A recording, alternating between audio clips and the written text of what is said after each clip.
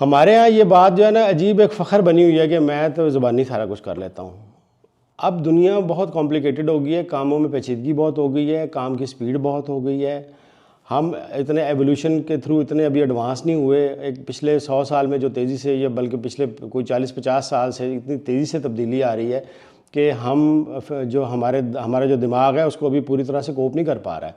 तो कोई इसमें आर नहीं है, आप चीज़ों को लिखें, ध्यान से एक एक कंपोनेंट लिखें, और जब आप फ़र्ज़ करें आप बिड विन कर जाते हैं या आपका जो भी डिसीजन होता है वहाँ पे भी फिर आप लिखें कि मैंने किस अजम्पशन के ऊपर या क्या सोचकर मैंने प्राइस अगर कम की है तो क्या किया है, मैंने कौन सा फैक्टर जेन में रख के तो ये प्राइस कम करके उसको दिए क्लाइंट को और फिर मैं उससे एग्री किया हूँ। वो सारी चीज़ें लिख लें। अब आपने पूरी डिटेल उसकी आपके पास है। अब वो समझें आपने एक खाने में सारी डिटेल आपके पास है हर चीज़ की, वर्सेस जो आप एक्चुअल करेंगे वो आप उसके आगे लिखते जाएंगे, तो आपको पता चलता जाएगा कि आपका प्रोजेक्ट जो है वो लॉस में जा रहा है या प्रॉफिट में जा रहा है। ये काम जो है ना, ये अगर आप ये काम नहीं करेंगे ना तो शुरू में आपको बहुत ज़्यादा प्रॉब्लम आएगी। ये जितने भी मैंने स्टार्टअप्स देखे हैं ना वो कैजुअल हो जाते हैं। मतलब कैजुअल नहीं होना, आपने कभी भी कैजुअल नहीं होना जब तक पूरा सिस्टम आपका कंपनी का डेवलप ना हो जाए और एक एक चीज़ लिखी जाए और एक एक चीज़ जो है वो चेक की जाए, तब तक आपने रिलैक्स नहीं होना। उसके बाद भी आपको ये देखना पड़ेगा कि जो मैंने प्रोसेस बनाया है वो चल भी रहा है कि नहीं चल रहा। तो फिर आप प्रोसेस ओनर हैं तो आपने उस प्रोसेस को जो है वो उस पर लोगों को ट्रैक पे रखना है, उसके लिए मेहनत करनी है। तो ये आप ज़िंदगी में कभी भी कैजुअल नहीं होना आपने, और आपने चीज़ों को ध्यान से देखना है, तसल्ली करनी है, उसके बाद चलना है।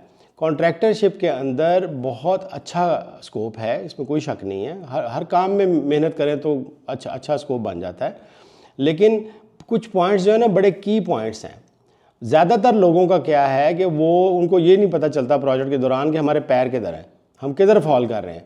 तो मैंने आपको बता दिया कि आप एक अगर क्लियर प्लानिंग अपनी स्टार्ट की सारी चीज़ें आपके पास लिखी हुई होंगी और आपके पास तमाम रेफरेंस होंगे कि मैंने किस तरह से ये काम शुरू करना है, वो उस लाइन के दाएं बाएं जब भी आप जाएंगे आपको प्लानिंग में भी पता चलेगा, नंबर ऑफ़ डेज़ में भी पता चलेगा, आपको कॉस्ट में भी पता चलेगा, आपको ओवरहेड्स में भी पता चलेगा, तमाम चीज़ों में आपको साथ साथ पता चलेगा। और आप हफ्ते में एक दिन भी उसको देख लेंगे ना तो वो काफ़ी होगा आपके लिए। शुरू में रोज़ाना देखें, फिर उसके बाद वीक में 2 दफ़ा देखें, फिर वीक में 1 दफ़ा। ये आहिस्ता आहिस्ता ये जो मैं कह रहा हूँ ना, ये तब्दीली है कि ये आपने साल है, 1 साल 2 साल, तीसरे साल में आपने हफ्ते में 1 दफ़ा देखना है।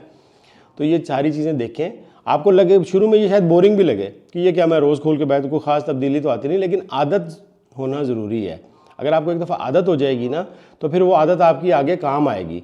तो आपने इस बात का ख़ास ख्याल रखना है कि जो आपने प्रपोजल स्टेज पे कॉस्टिंग की है उसका बहुत अच्छा क्लियर रिकॉर्ड हो और उसको आप रोज़ाना देखें कि मैं इसके रेफरेंस से किधर जा रहा हूँ।